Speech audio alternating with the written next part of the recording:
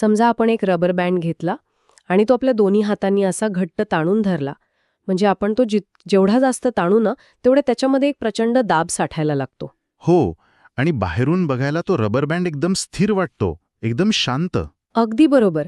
पण त्याच्या आतमध्ये एक अशी ऊर्जा असते जी सुटण्यासाठी अक्षरशः धडपडत असते. जोपर्यंत आपण तो बँड धरून ठेवलाय तोपर्यंत तो दाब एका जागी अडकू नये. आणि मग समजा तो रबर बँड एका बाजूने अचानक सुटला तर काय होतं? अरे बापरे, तो एका भयंकर वेगाने झटक्यात आपल्या मूळ स्थितीत परत येतो. आता आपण आपल्या या डीप डाईव्हमध्ये हे रबर बँडचं उदाहरण का घेतोय? कारण खरं तर भौतिकशास्त्रातल्या अणूंच्या हालचालींपासून ते माणसाच्या मनातील तणावापर्यंत सगळीकडे हेच तत्व काम करतं. हो ना. आणि अगदी मोठ्या देशांच्या किंवा समाजाच्या कोसळण्यामागे सुद्धा हा साठलेला दाब आणि त्याची सक्तीची सुटका हाच नियम असतो. आज आपण याच गुंतागुंतीच्या पण थक्क करणाऱ्या तत्वाची उकल करणार आहोत. आणि यासाठी आपण आधार घेतोय संदीप चव्हाण यांच्या 2026 मध्ये प्रकाशित झालेल्या युनिव्हर्सल एनर्जी डायनामिक्स म्हणजेच युईडी या पुस्तकाचा. बरोबर. आणि हे पुस्तक म्हणजे फक्त भौतिकशास्त्राचे नवीन नियम नाहीत, तर हा विचार चौहानी इकोसिस्टीमचा एक मुख्य आधारस्तंभ आहे. म्हणजे ज्याला आपण रेफरन्स पाईन म्हणू शकतो. अगदी तसंच. आणि महत्वाची गोष्ट म्हणजे हे पुस्तक वास्तवाशी किंवा आजवरच्या विज्ञानाशी काही वाद घालत नाही. त्याऐवजी हे जग ज्या नैसर्गिक नियमानुसार चालतं त्याच्याशी आपण जुळवून कसं घ्यावं हे सांगतं. हो, म्हणजे गुंतागुंत कशी सोपी करून पाहावी याचा एक नवीन चष्माच हे पुस्तक आपल्याला देतं. नक्कीच. आणि हो, या पुस्तकाच्या मूळ गाभ्याकडे वळण्यापूर्वी मला एक गोष्ट इथे अगदी क्लिअर करायची आहे. या सिद्धांताची मांडणी करताना मूळ स्रोतामध्ये समाज, सत्ता, राजकारण यांचे अनेक दाखले आले आहेत.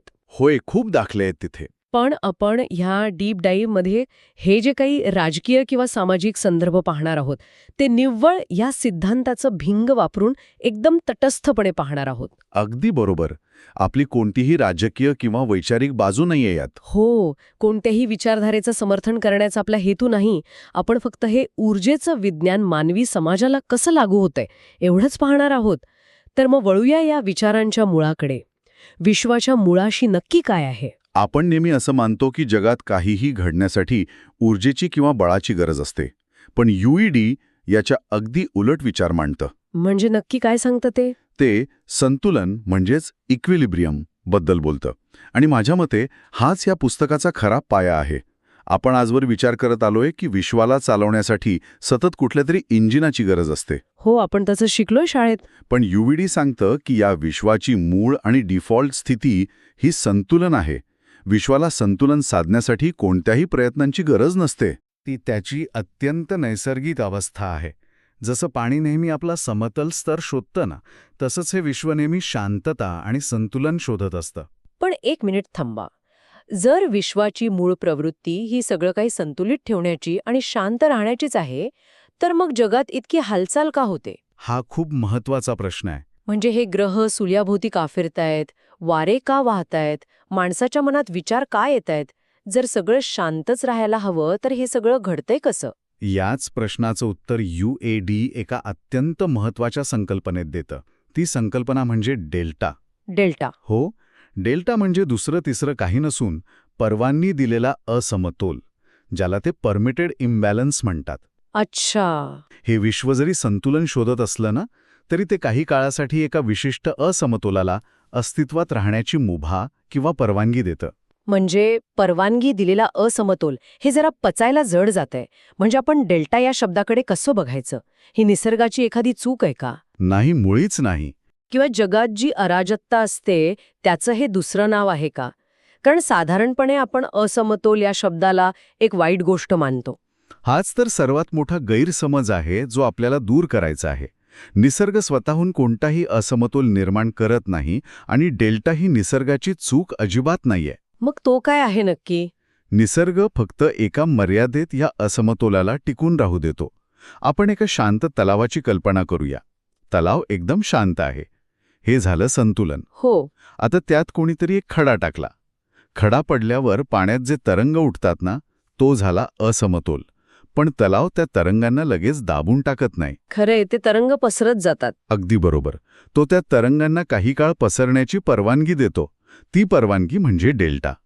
डेल्टा ही कोणती वस्तू नाहीये, ती एक स्थिती आहे जी विश्वाला हालचाल करण्याची मुभा देते. अरेच्छा, म्हणजे डेल्टाशिवाय या जगात कोणतीच कृती घडूच शकत नाही.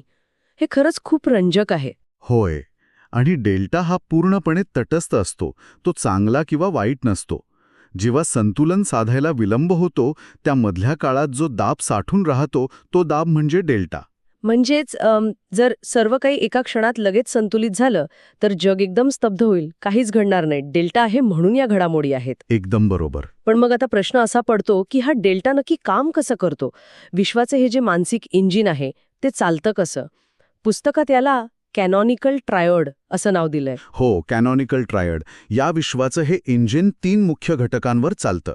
आपण याला विश्वाचे 3 मूलभूत नियम म्हणू शकतो. बरं, कोणते आहेत ते? पहिला घटक म्हणजे डेल्टा, जो आपण आत्ताच पाहिला, म्हणजे न सुटलेला किंवा साठलेला दाब. दुसरा घटक आहे संतुलन. हे संतुलन एका महाकाय चुंबकासारखं काम करतं. म्हणजे ते सतत त्या दाबाला खेचत असतं. अगदी तसंच. ते डेल्टाच्या दाबाला आपल्याकडे खेचून घेण्याचा प्रयत्न करत असतं. आणि या इंजिनचा तिसरा आणि अत्यंत महत्त्वाचा भाग म्हणजे परिणाम, कन्सिक्वेन्स. आता इथे मला एक पारंपरिक दृष्टिकोनातून प्रश्न विचारायचा आहे. जेव्हा आपण परिणाम हा शब्द ऐकतो ना, तेव्हा आपल्या मनात साहजिकच कर्म आणि त्याची फळं हा विचार येतो. हो, खूप जणांना तसंच वाटतं. म्हणजे जर निसर्गात काही असमतोल निर्माण झाला, आपण काही चुकीचं केलं, तर निसर्ग त्याची शिक्षा देतो, जसं पेराल तसं उगवेल, असं काहीतरी. मग युईडीनुसार परिणाम म्हणजे निसर्गाने दिलेली शिक्षा आहे का? नाही. इथेच युईडी आणि पारंपरिक तत्वज्ञान वेगळं होतं. युईडीमध्ये परिणाम या शब्दाला कोणत्याही नैतिकतेचा किंवा शिक्षेचा रंग दिलेला नाहीये. म्हणजे निसर्ग शिक्षा करत नाही? अजिबात नाही. निसर्ग कोणालाही शिक्षा करत नाही किंवा कोणावरही मेहरबानी करत नाही. परिणाम ही निव्वळ एक संरचनात्मक नोंदणी आहे, स्ट्रक्चरल अकाउंटिंग. निसर्ग हा एका अत्यंत कठोर ऑडिटरसारखा काम करतो. म्हणजे हिशोबनीस. अगदी. समजा एखाद्या नदीवर आपण धरण बांधलं, पाण्याला पुढे जाण्यापासून रोखलं, तिथे पाण्याचा प्रचंड दाब निर्माण झाला, म्हणजेच तिथे डेल्टा तयार झाला. हो, साहजिकच आहे. आता पाणी पुढे जाऊ शकत नाहीये, म्हणून तो दाब जमिनीवर आणि धरणाच्या भिंतीवर पडायला लागतो. आणि समजा त्या दाबाने बाजूची एखादी पाईपलाईन फुटली. अच्छा. आता ती पाईपलाईन फुटणं ही पाण्याची किंवा निसर्गाची त्या पाईपलाईनला दिलेली शिक्षा नसते. तो निव्वळ साठलेल्या दाबाचा परिणाम असतो. म्हणजे निसर्गात फक्त या दाबाचं पुनर्वितरण होतं असं म्हणायचंय तुम्हाला? हो, रिडिस्ट्रीब्युशन होतं. एका ठिकाणचा ताण दुसऱ्या ठिकाणी वळवला जातो. हा निसर्गाचा फक्त हिशोब बरोबर करण्याचा मार्ग आहे. तिथे न्याय किंवा अन्यायाचा काहीच प्रकार नसतो, फक्त दाबाचं संतुलन असतं. हा विचार खूपच स्पष्टता देणारा आहे. निसर्ग हा न्यायनिवाडा करणारा न्यायाधीश नाहीये, तो एक तटस्थ ऑडिटर आहे. बरोबर. जिथे दाब निर्माण झालाय तो हिशोब जुळवण्यासाठी दुसरीकडे कुठेतरी परिणाम दिसणारच. आता हे जे डेल्टा, संतुलन आणि परिणाम या 3 घटकांचं सूत्र आहे ना, ते इतकं मूलभूत आहे की जर आपण या चष्म्यातून बघितलं तर आपल्याला भौतिकशास्त्राच्या व्याख्या पूर्णपणे बदलाव्या लागतील. नक्कीच बदलाव्या लागतील, कारण आजवरचं भौतिकशास्त्र हे बळ आणि वेळ या संकल्पनांना विश्वाचा मूळ पाया मानत आलंय. पण युईडी या सगळ्याची पूर्णपणे नवी मांडणी करतं. आणि ती मांडणी खूप धक्कादायक आहे. मला इथे एक कल्पक रूपक वापरायला आवडेल, म्हणजे समजायला सोपं जाईल. हो, सांगा ना. समजा आपण भूमिती म्हणजे जॉमेट्री त्याला एका शहरातल्या रस्त्यांचा नकाशा मांडलं, ज्याला आपण परवानगीचा नकाशा म्हणू शकतो. तर मग बळ म्हणजे फोर्स हे त्या रस्त्यावर लागलेला ट्रॅफिक जॅम आहे का? अरे वा, हे अतिशय अचूक रूपक आहे. आपण याच ट्रॅफिक जॅमच्या उदाहरणावरून युईडीने भौतिकशास्त्रात केलेले 3 मोठे बदल समजावून घेऊया. हो, सांगा ना. पहिला आणि सर्वात मोठा बदल म्हणजे वेळेची व्याख्या. आपण नेहमी वेळेला एका वाहणाऱ्या नदीसारखं समजतो. घड्याळाचे काटे फिरतायत म्हणजे वेळ पुढे जातोय. बरोबर. पण युईडी सांगतं की वेळ ही कोणतीही स्वतंत्र वाहणारी नदी नाहीये. वेळ म्हणजे निव्वळ डेल्टा सोडवण्यासाठी लागणारा कालावधी, ज्याला ते रिझोल्यूशन ड्युरेशन म्हणतात. म्हणजे काय? हे थोडं चक्रावून टाकणारं आहे. वेळ हा कालावधी कसा असू शकतो? म्हणजे असं बघा, एखादा साठलेला दाब संपुष्टात येऊन पुन्हा संतुलन प्रस्थापित होण्यासाठी जो विलंब लागतो ना, त्या विलंबाला आपण वेळ म्हणतो. हो. तुमच्या ट्रॅफिक जॅमच्या उदाहरणात तुम्ही रस्त्यावर अडकले आहात. तुम्हाला पुढे जायचं आहे. हा झाला तुमचा डेल्टा किंवा दाब. पण पुढे गाड्यांचा अडथळा आहे. जोपर्यंत तो अडथळा दूर होऊन तुम्ही मोकळे होत नाही, तोपर्यंत जो विलंब होतो ती म्हणजे वेळ. म्हणूनच जेव्हा आपण ट्रॅफिकमध्ये अडकतो किंवा एखाद्या अत्यंत कंटाळवाण्या मीटिंगमध्ये बसलेलो असतो तेव्हा वेळ खूप संथ गेल्यासारखा वाटतो. अगदी बरोबर. कारण तिथे आपला आंतरिक डेल्टा म्हणजे बाहेर पडण्याची धडपड सोडवला जात नसतो, तो दाब तसाच टिकून राहतो. म्हणजे वेळ ही घड्याळातून मोजण्याची गोष्ट नसून एका अडथळ्यातून बाहेर पडायला लागणारा विलंब आहे.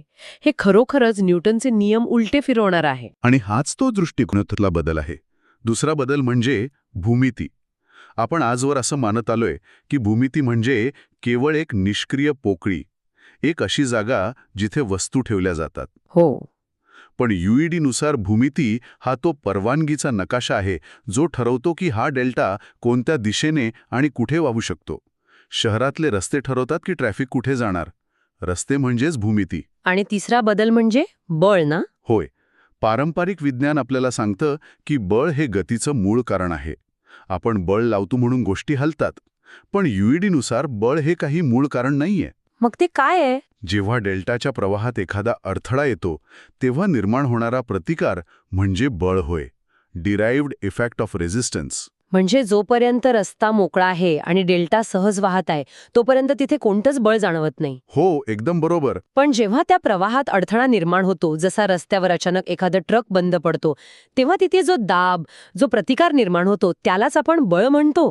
हे थक्क करणार आहे. हो, म्हणजे बळ म्हणजे फक्त अडथळ्याची प्रतिक्रिया आहे. हे ऐकायला तर खूपच रंजक वाटतंय की ट्रॅफिक जॅम म्हणजे बळ आणि रस्ता म्हणजे भूमिती. पण जर हाच नियम आपण निर्जीव रस्त्यांवरून काढून जिवंत माणसांना लावला तर? म्हणजे माणसाच्या शरीरात आणि जीवनात हा डेल्टा कसा काम करतो? कारण पुस्तकाचा पुढचा टप्पा हा जीवन आणि मन याबद्दल आहे ना? हो, तिथे हा सिद्धांत आणखीच खोल जातो. नुसार जीवन हे दुसरं तिसरं काही नसून व्यवस्थापित असमतोल आहे. Managed disequilibrium. थांबा. व्यवस्थापित असमतोल म्हणजे आपण जिवंत आणि निरोगी आहोत याचा अर्थ आपण असंतुलित आहोत. होय. हे थोडं विचित्र नाही वाटत? कारण आजवर आपण ऐकत आलोय की शारीरिक आणि मानसिक संतुलन म्हणजेच आरोग्य. तिथेच तर गंमत आहे. विज्ञानाच्या भाषेत जर मानवी शरीराने पूर्ण संतुलन गाठलं तर त्याचा अर्थ मृत्यू असा होतो. बापरे. कारण संतुलन म्हणजे काहीही हालचाल नसणे. एखादा सजीव प्राणी जिवंत असतो कारण तो सतत अन्नातून ऊर्जा घेतो, श्वास घेतो आणि स्वतःला संतुलन गाठण्यापासून जाणीवपूर्वक दूर ठेवतो. अच्छा, म्हणजे सतत काहीतरी प्रोसेस चालू असते. हो, आपलं हृदय रक्त पंप करतं. ते कशासाठी? तर शरीराला एका जागी गोठण्यापासून रोखण्यासाठी. जिवंत राहण्याची युक्तीच मुळी ही आहे की संतुलन गाठण्याला सतत विलंब करायचा. म्हणजे आपण श्वास घेतो, जेवतो, ते संतुलन टाळण्यासाठी. हो, आणि मग या प्रक्रियेत आपलं मन कसं काम करतं? आपलं मन हे एक प्रकारचं डेल्टा इंजिन म्हणून काम करतं. ते सतत बाहेरून येणारी माहिती, जगाच्या अपेक्षा, आपल्या इच्छा या सगळ्यांचा दाब आत ओढून घेत असतं. हो, आणि मग हा साठलेला डेल्टा कसा सोडवायचा याच्यासाठी ते सतत धडपडत असतं. हे ऐकल्यावर मला लगेच आपल्या दैनंदिन जीवनातील मानसिक आरोग्याचे प्रश्न आठवतात. आजकाल आपण मानसिक ताण, अँक्झायटी आणि नैराश्य याबद्दल खूप बोलतो. नक्कीच. म्हणजेच जेव्हा आपलं मन त्याच्या क्षमतेपेक्षा खूप जास्त दाब ओढून घेतं आणि त्याला तो दाब सोडवण्याचा मार्ग सापडत नाही, तेव्हा होणारा तो ओव्हरलोड म्हणजे बर्नआउट आहे का? तुम्ही अगदी योग्य ओळखलात. या मानसिक स्थितींकडे कोणत्याही आजारपणाची लेबले लावत नाही. तो फक्त असमतोलाचा आणि दाबाचा खेळ मानतो. मग अँक्झायटी म्हणजे काय त्यांच्या भाषेत? अँक्झायटी म्हणजे आपल्या सिस्टीमला अशी जाणीव होणे की आतमध्ये खूप जास्त डेल्टा जमा झाला आहे आणि तो आता हाताबाहेर चालला आहे. त्या दाबाला बाहेर पडण्याचा रस्ता सापडत नाहीये. आणि डिप्रेशन म्हणजे? डिप्रेशन म्हणजे जेव्हा हा साठलेला डेल्टा इतका वाढतो की सिस्टीम तो हाताळूच शकत नाही. मग मन स्वतःला वाचवण्यासाठी बाहेर प्रतिक्रिया देणं थांबवतं. अच्छा, म्हणजे शटडाऊन होतं थोडक्यात. हो, ते एक प्रकारे स्वतःला लो पॉवर मोडवर टाकतं. आपण त्याला डिप्रेशन म्हणतो. पण च्या भाषेत ती एक स्ट्रक्चरल अडचण आहे. पण मग यावर उपाय काय? जर हा सगळा फक्त दाबाचा आणि रस्ता शोधण्याचा खेळ आहे तर पुस्तकात यातून बाहेर पडण्याचा मार्ग सांगितला आहे का? होय, आणि तो उपाय आहे जागरूकता, अवेअरनेस. आता जागरूकता म्हणजे काय हे नीट समजून घ्यायला हवं. जागरूकता ही कोणती नवीन कृती नाहीये. ती कोणत्याही नवीन बळ लावत नाही. म्हणजे जागरूक राहणं म्हणजे नवीन ताकद लावून लढणं नव्हे. अजिबात नाही. जागरूकता ही फक्त साठलेला दाब कसा आणि कुठे सोडवायचा याची स्पष्टता देते. Resolution clarity. अगदी बरोबर. जेव्हा आपण आपल्या एखाद्या समस्येकडे त्रयस्थपणे आणि शांतपणे पाहतो तेव्हा आपण नवा डेल्टा निर्माण करत नसतो. आपण फक्त तो जुना साठलेला डेल्टा मोकळा करण्यासाठी आतला रस्ता मोकळा करत असतो. म्हणजे भूमिती बदलतो आपण. होय, रस्ता मोकळा झाला की दाब आपोआप निघून जातो. हे खरोखरच खूप खोल तत्वज्ञान आहे. वैयक्तिक मनाच्या स्तरावर हे नियम किती अचूक बसतात हे आपण पाहिलं. पण आता आपण याची व्याप्ती थोडी वाढवूया. एका मनाकडून आपण आता समाजाकडे वळूया. चालेल. संपूर्ण समाजाच्या पातळीवर हा डेल्टाचा नियम कसा काम करतो? सत्ता आणि राजकारण याकडे युईडी कसं पाहतं? समाजाच्या स्तरावर सत्ता या शब्दाची व्याख्या पूर्णपणे बदलते. सत्ता म्हणजे दुसरं काही नसून डेल्टा नियंत्रण. डेल्टा नियंत्रण म्हणजे दाबावर नियंत्रण ठेवणं. अगदी बरोबर. समाजातील कोणत्या गटाकडे दाब साठवून ठेवण्याची क्षमता आहे आणि तो कधी, कुठे आणि कोणावर सोडून द्यायचा हे ठरवण्याची ताकद ज्याच्याकडे असते त्याच्याकडे सत्ता असते. अच्छा. जो डेल्टा नियंत्रित करू शकतो तोच सत्तेत असतो. आणि आपण जे भूराजकारण म्हणतो ना, ते दुसरं काही नसून विविध स्तरांवरील डेल्टा युद्ध आहे. Multiscale delta warfare. हे कसं काय? भूराजकारण म्हणजे तर देश एकमेकांशी कसे वागतात ते असतं ना. हो, पण युईडीच्या दृष्टिकोनातून वेगवेगळे देश सतत एकमेकांवर दाबाचं ओझं ढकलण्याचा प्रयत्न करत असतात. उदाहरणार्थ, शीतयुद्धाचं उदाहरण घ्या. अमेरिका आणि रशिया यांच्यात थेट युद्ध नव्हतं, पण ते सतत एकमेकांवर आर्थिक आणि लष्करी दाब टाकत होते. जो देश तो दाब सहन करू शकला नाही, तो देश ते डेल्टा युद्ध हरला. म्हणजे रशियाची अर्थव्यवस्था कोलमडली तसं. हो, व्यापार युद्ध, सीमावाद हे सगळं दुसऱ्या देशाच्या सिस्टममध्ये डेल्टा घुसवण्याचे आणि आपली सिस्टम रिकामी ठेवण्याचे खेळ आहेत. इथे मला एक अतिशय महत्वाचा प्रश्न विचारायचा आहे. जर आपण इतिहासाकडे पाहिलं तर अनेक मोठ्या क्रांती झालेल्या दिसतात. हो, फ्रेंच राज्यक्रांती किंवा मग रशियन क्रांती. हो ना. आपण नेहमी असं मानतो की लोक एखाद्या महान विचारधारेसाठी लढतात. पण या सिद्धांतानुसार मानवी क्रांती किंवा मोठे सामाजिक बदल हे केवळ साठलेल्या दाबाचे अचानक झालेले स्फोट आहेत का? हां, खूप महत्वाचा मुद्दा आहे. युईडीच्या मते विचारधारा ही फक्त त्या दाबाला दिलेली एक भाषा असते, एक दिशा असते. पण क्रांतीचं मूळ कारण हा साठलेला दाबच असतो. अच्छा. आणि इथेच पुस्तकातील एक गुंतागुंतीची पण महत्वाची संकल्पना येते. अलाइनमेंट थ्रेशोल्ड टाइम, म्हणजे ATT. अलाइनमेंट थ्रेशोल्ड टाइम हे जरा सोप्या भाषेत कसं सांगता येईल? आपण एका पुलाचं उदाहरण घेऊ. समजा एक पूल आहे ज्याची क्षमता 100 गाड्यांचं वजन पेलण्याची आहे. हा पूल म्हणजे आपली समाजव्यवस्था. बरं. आता त्यावर गाड्या यायला लागतात, म्हणजे डेल्टा किंवा दाब यायला लागतो. 50 गाड्या आल्या, पूल तो दाब सहन करतो. 90 गाड्या आल्या तरी पूल तो दाब सामावून घेतो. पण जेव्हा 121वी गाडी त्या पुलावर येते ना, तेव्हा तो अतिरिक्त दाब सहन करू शकत नाही. अगदी बरोबर, त्याची सहन करण्याची मर्यादा संपते. ती मर्यादा म्हणजे ATT. आणि मग तो पूल अचानक कोसळतो. होय, कोणत्याही समाजात जेव्हा दाब साठत जातो तेव्हा व्यवस्था तो सहन करण्याचा प्रयत्न करते, पण प्रत्येक व्यवस्थेची एक ATT असते. जेव्हा हा दाब ATTची मर्यादा ओलांडतो तेव्हा हळूहळू होणारा बदल थांबतो. आणि मग जे होतं त्याला युईडीमध्ये सक्तीचा बदल म्हटलं जातं. Forced correction. आपण त्याला मानवी भाषेत क्रांती किंवा बाजारपेठेचा कोसळणं म्हणतो. बापरे. पण निसर्गाच्या भाषेत तो फक्त एका मर्यादेपलीकडे साठलेला डेल्टा असतो, जो आपला रस्ता स्वतः तयार करून भयंकर वेगाने बाहेर पडत असतो. हे खरोखरच अंगावर काटाळणार आहे. म्हणजे जर आपल्याला कोणत्याही देशाचं भविष्य ओळखायचं असेल तर आपण तो साठलेल्या डेल्टा आणि त्यांची ATT मर्यादा ओळखायला शिकलं पाहिजे. अगदी तसंच. हा दृष्टिकोन खरोखरच खूप शक्तिशाली आहे. आपण आता या डीप डाईव्हच्या अंतिम टप्प्यावर आलो आहोत. या संपूर्ण संकल्पनेचा सारांश आपण कसा सांगू शकू? संपूर्ण चर्चेचा सारांश हाच आहे की युईडी हा जुन्या विज्ञानाला किंवा न्यूटन आणि आइन्स्टाईनच्या सिद्धांतांना नाकारणारा विचार नाहीये. म्हणजे ती समीकरणं चुकीची नाहीत, पण ती समीकरणे विशिष्ट मर्यादेतच का काम करतात आणि कुठे जाऊन ती कोलमतात याची कारणमीमांसा युईडी करतं. युईडी हा जग पाहण्याचा एक नवा दृष्टिकोन आहे. हा दृष्टिकोन गुंतागुंतीच्या गोष्टींना सोप्या संरचनेत बदलतो. डेल्टा, संतुलन आणि परिणाम. आणि या सगळ्या चर्चेतून आपल्यासाठी शिकवणी ही आहे की या जगात कोणतीही गोष्ट अचानक घडत नाही. बरोबर. मग तो शेअर बाजाराचा क्रॅश असो, दंगल असो किंवा एखाद्याला आलेला हार्ट अटॅक असो, आपण म्हणतो अरे हे अचानक कसं झालं, पण ते अचानक नसतं. ती केवळ अनेक वर्ष साठलेल्या दाबाची अंतिम परिणती असते. हो, ज्याने ATT मर्यादा ओलांडलेली असते. जर आपण हे समजून घेतलं तर संकट कोसळण्यापूर्वीच आपण तो साठलेला दाब वेळीच ओळखू शकतो. अगदी बरोबर. आणि म्हणूनच हे पुस्तक केवळ भौतिकशास्त्रापुरतं मर्यादित राहत नाही, ते मानसशास्त्रज्ञ, अर्थतज्ञ आणि प्रत्येक माणसासाठी आहे.